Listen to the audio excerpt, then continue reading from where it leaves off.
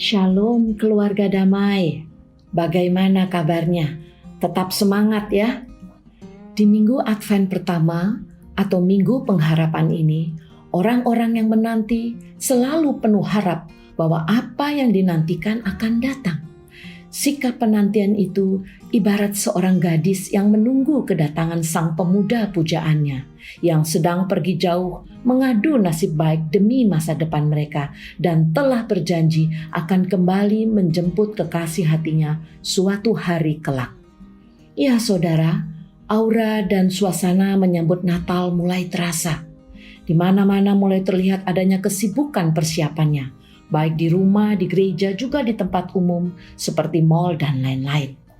Saya jadi teringat waktu masa sekolah SD sampai SMP dulu di kota kecil kami, jika ada presiden yang akan berkunjung ke kota kami, maka begitu sibuknya Pemkot dan masyarakat mempersiapkan penyambutan sang presiden. Mulai dari himbauan memasang bendera merah putih di tiap rumah dan perkantoran, penutupan jalan-jalan utama yang akan dilewati, dan ada karpet merah yang digelar. Pengawalan khusus dengan kendaraan polisi, dan tidak lupa di sini melibatkan kami juga sebagai murid-murid sekolah dengan membawa bendera kecil yang dilambai-lambaikan. Kami berdiri di pinggir jalan yang akan dilewati si presiden dan rombongan. Pokoknya segala sesuatunya disiapkan semaksimal mungkin sebagai bentuk penghargaan kita terhadap tamu penting yang akan datang tersebut.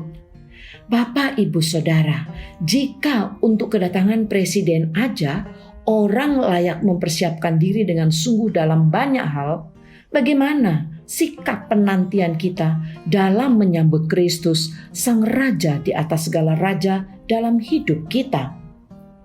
Apakah sukacita menantikan dan menyambut kedatangan Yesus itu juga terjadi dalam hidup kita dan keluarga?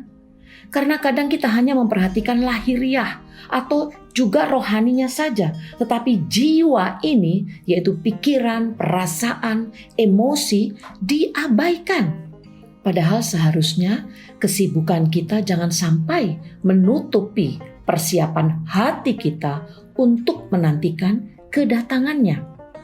Keluarga damai yang terkasih, kita bisa bersikap ramah, bisa sombong, bisa baik atau jahat, bisa jujur berintegritas, bisa tampil apa adanya dan tulus, tetapi juga bisa penuh dengan kepura-puraan. Semuanya berasal dari produk hati. Sebab itu jagalah hatimu, karena hatimu mempengaruhi segala sesuatu dalam hidupmu. Kita sendiri yang bertanggung jawab menjaga hati kita.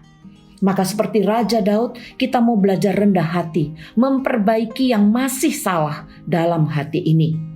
Di Mazmur 51 ayat 10-12 dikatakan, biarlah aku mendengar kegirangan dan sukacita, biarlah tulang yang kau remukkan bersorak-sorak kembali, sembunyikanlah wajahmu terhadap dosaku, hapuskanlah segala kesalahanku, jadikanlah hatiku tahir ya Allah, dan perbaharuilah batinku dengan roh yang teguh.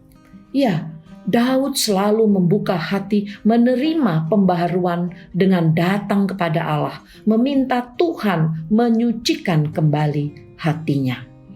Suatu hari nampak suasana di rumah keluarga A. Ada seorang ibu penjual kain, seorang janda yang berjuang keras sendirian untuk 2 orang anaknya. Ia sedang sedih dan menangis kepada Tuhan. Dia katakan, kenapa Tuhan orang lain bersuka cita, tapi saya kok menderita? Saya sudah berusaha keras berjualan kain, tapi tidak banyak lakunya. Sementara saya harus berjuang sendiri. Saya tidak sanggup Tuhan, katanya terisak. Di lain tempat, yakni di rumah keluarga B, ada juga seorang ibu yang bergumul dengan anaknya yang sedang jauh dari Tuhan. Tampak si ibu begitu emosi kepada 2 anaknya yang sudah remaja karena tidak mau mendengar nasihatnya. Kelakuan mereka membuat suasana selalu ribut karena pertengkaran-pertengkaran yang terjadi. Akibatnya, tidak ada damai sejahtera dalam keluarga ini. Sementara terlihat pula di rumah keluarga C. ada seorang ibu atau istri yang sedang kesal karena suaminya selalu sibuk dengan pekerjaannya. Dia marah karena sejak tadi dia menghubungi telepon suaminya tapi tidak diangkat. Selalu saja sibuk kerja dan sibuk dengan orang lain, katanya. Sampai-sampai tidak ada waktu untuk keluarga sendiri.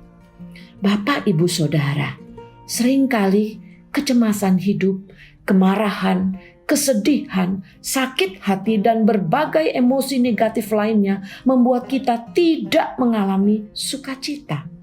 Ketika cobaan dan masalah datang, seringkali kita malah jatuh, menjadi lelah dan lesu dalam menjalani hidup.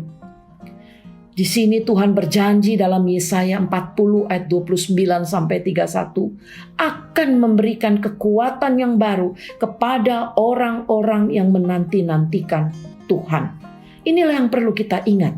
Janji Tuhan untuk menenangkan hati dan pikiran pada orang-orang yang menanti-nantikan Tuhan. Kapanpun dalam suka atau duka untuk mendapat kekuatan baru. Di masa Advent atau penantian ini, kita diundang untuk menyiapkan hati agar layak menjadi tempat kelahiran Sang Juru Selamat dengan bersikap terbuka, rendah hati, lemah lembut, dan senantiasa mengandalkan Tuhan. Kristus sudah lahir bagi kita semua. Biarkan Kristus lahir di hati kita. Karena Natal yang penting adalah hati. Hati yang seperti apa? Hati yang bersih, taat, dan setia. Walaupun hidup ini berat, banyak masalah dan pergumulan silih berganti seperti contoh ketiga keluarga di atas. Tapi Yesus lahir untuk kita semua. Kristus lahir di hati kita sebagai juru selamat yang menebus umat manusia. Allah telah menjadi manusia dan menjadi jembatan bagi kita untuk kembali kepada kebenaran Allah. Natal dapat dipakai sebagai sarana untuk mengingat kasih Allah yang besar bagi kita. Dalam Yohanes 3 ayat 16, karena begitu besar kasih Allah akan dunia ini, sehingga ia telah mengaruniakan anaknya yang tunggal, supaya setiap orang yang percaya kepadanya tidak binasa, melainkan beroleh hidup yang kekal. Kita dapat mengevaluasi hidup kita. Jika Yesus sudah mengasihi kita, sejauh manakah kasih kita kepadanya? Apakah kita mau menggunakan kesempatan dan berkat yang Tuhan berikan ini dengan sikap hati yang merespon positif atau malah sebaliknya? Mari kita mengoreksi diri atas perbuatan tidak baik yang tanpa disadari telah merugikan diri sendiri dan menyakitkan orang-orang di sekitar yang mencintai kita. Amsal 4 ayat 23, jagalah hatimu dengan segala kewaspadaan, karena dari situlah terpancar kehidupan. Keras hati dapat menghancurkan diri. Milikilah hati yang lembut, terbuka, yang mau diajar dan dibentuk. Hati yang mau mendengar suara Tuhan, sehingga kita terus dipimpin berjalan dalam rencana dan janji Tuhan. Tuhan Yesus memberkati. Mari kita berdoa. Kami bersyukur atas belas kasih-Mu ya Bapa. Berikan kami keterbukaan hati untuk dapat alami perubahan sesuai dengan pikiran-Mu Tuhan. Sehingga kami dapat mengalami terobosan di tiap permasalahan hidup yang ada.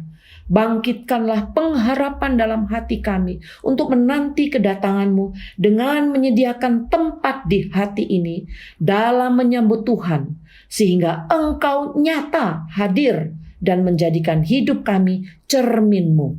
Firman-Mu dalam Yehezkiel 36 ayat 26, kamu akan kuberikan hati yang baru dan roh yang baru di dalam batinmu. Dan aku akan menjauhkan dari tubuhmu hati yang keras dan kuberikan kepadamu hati yang taat. Terima kasih Tuhan Yesus. Haleluya. Amin.